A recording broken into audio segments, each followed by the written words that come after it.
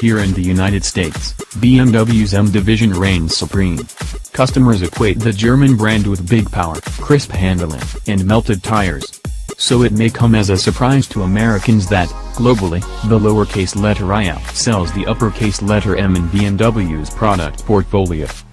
Of course, nobody is going to turn their noses up at a little extra power, not even someone who is primarily concerned with the overall efficiency of their automobile. And not even when the increase is only by 14 horsepower and 15 pound-feet, as is the case with the new BMW i's over the standard version of BMW's little electric hatch.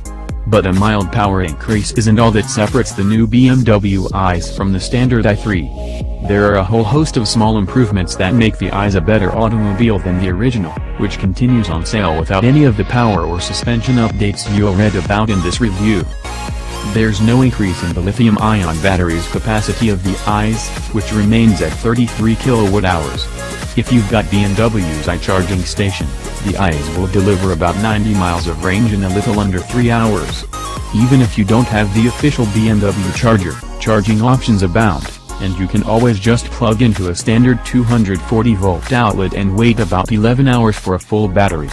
In other words, just charge it up overnight for the next day. Given the additional power, we'd imagine some of the regular grade i3's 124 miles of maximum range will be sacrificed, but BMW hasn't yet released US-specific figures for the i's. We don't expect a massive drop in real-world range, but when you're driving electric, every little bit counts. So, you're not going to choose this new sport model for its extended green credentials. Instead, you'll choose it for those few extra ponies, and, more important, for changes made to its suspension, wheels, tires, and recalibrated stability control. From the outside, there isn't much to tell the casual observer that the i's is any different from BMW's other electric hatchbacks. There's a new badge, naturally, and some small fender flares to cover the wider rubber the i's packs at all four corners. The 20-inch wheels are each a half-inch wider, and the tires are 175/55 up front, and 195/50 at the rear.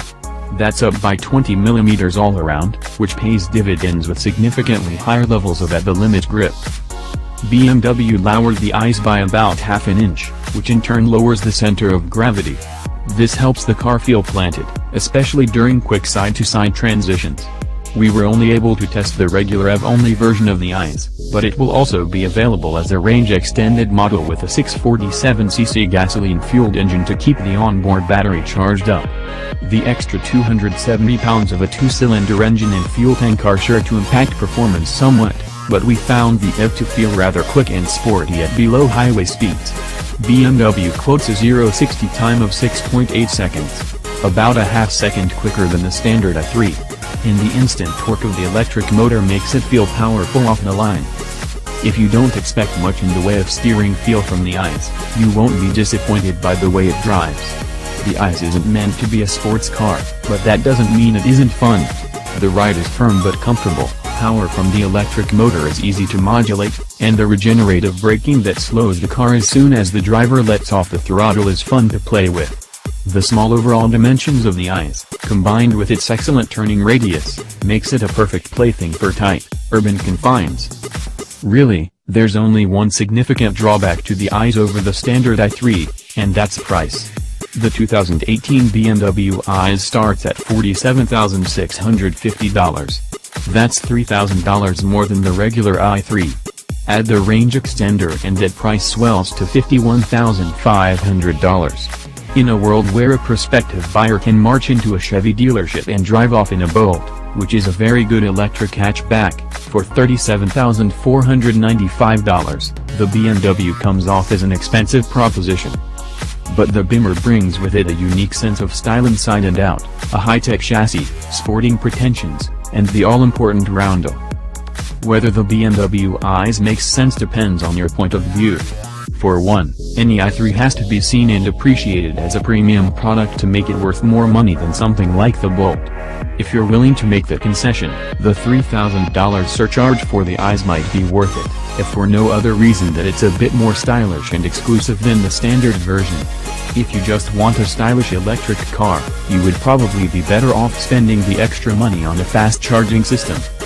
It seems like a foregone conclusion that BMW's M and I divisions will join forces, probably someday soon, on some sort of mainstream electrified performance vehicle.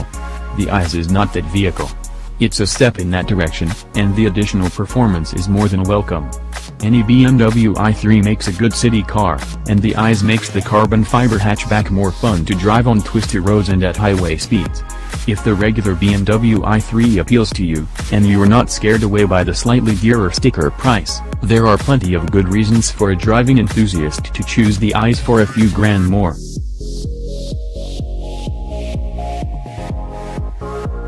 Thanks for watching. Don't forget to like and subscribe for more videos.